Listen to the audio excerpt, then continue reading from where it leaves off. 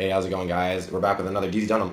Actually, this is the first time I'm going to be doing a TV episode series review, okay? And right now we're going to focus on episode 1 of Gen V, okay? So check it out. I love The Boys. I'm so glad they did a spin-off series. It's so good. Obviously, this is season 2. I'm just going to do the first episode, just a tip, okay? And I'll let you know what I think of it. There are going to be a little bit of spoilers, but it's a TV show, so it's kind of like, it's not that hard. It's not like, oh, should I go to the movies to see this? This is, it's on Amazon, which I had to kind of finesse to get over here overseas. But enough about that. So we're talking about episode 1, season 2 of Gen V. I gotta keep doing that or else I'm calling something else, which is a completely different show. So it starts off hot. A lot of times they want to do like some slow, the season 2 kind of has a little bit of a slumber because of everyone's like foggy from the first season, especially like it's been a good amount of time since 2 years since the first season came out, which is a pretty big slumber. But obviously, The Boys is still coming out, so there's we can live with it, especially since it's in the same universe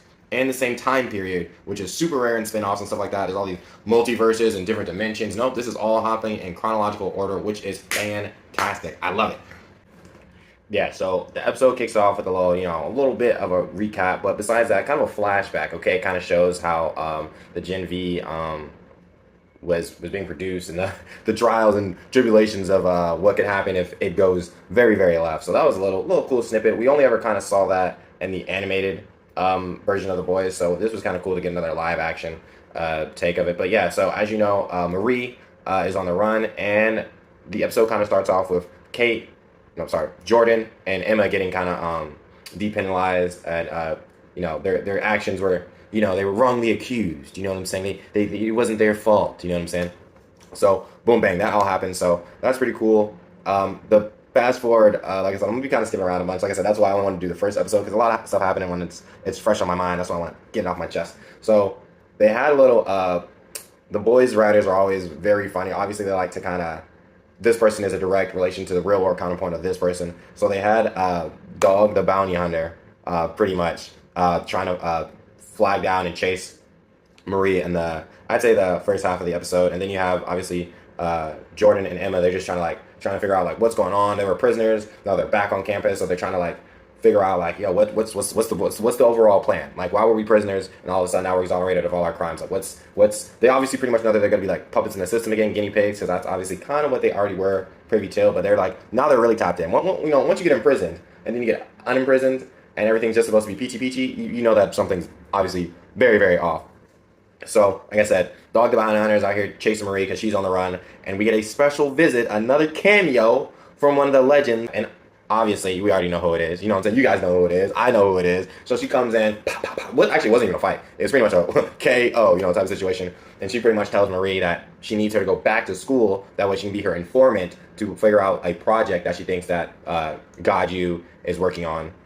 But she didn't really get a lot of details. Her herself doesn't really know what it is. She knows that, everyone knows about the Homelander nuke.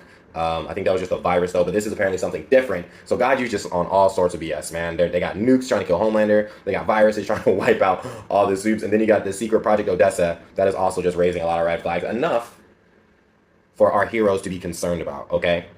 So all that's going on. The main cast is obviously mourning over the death of Andre. No one seems to be mourning over the death of Luke.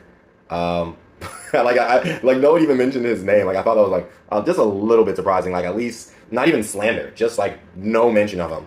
I guess this is kind of like everyone wants to kind of more focus on Sam being the new.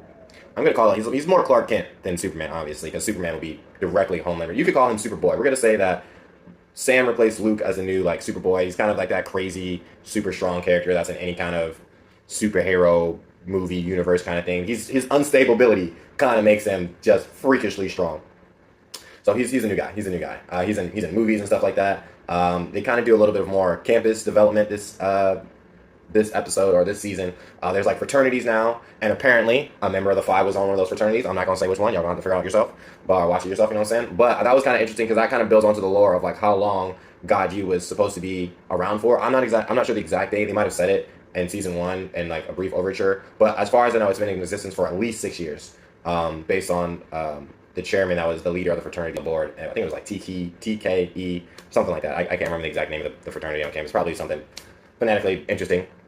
But yeah, overall, I'm a diehard Boys fan. I'm a diehard Gen V fan. I can't wait to see what else has happened. I was on the fence about watching the end cap where they go over the whole season, but for the sake of the video, I just wanted to have just a little bit of prior knowledge to kind of figure out, some stuff that they're working on, you know what I mean? But yeah, this has been another DZ Dunham TV series episode review. If you like this, if you want to see more, if there's a certain show that you're really into that you think that I should dive into, you know what I'm saying, whatever it is, I'll poke my nose into it, you know what I'm saying? I'll stick my toe in, see if the water's deep or not. But yeah, as always, thanks for watching, like, comment, subscribe, and always, peace.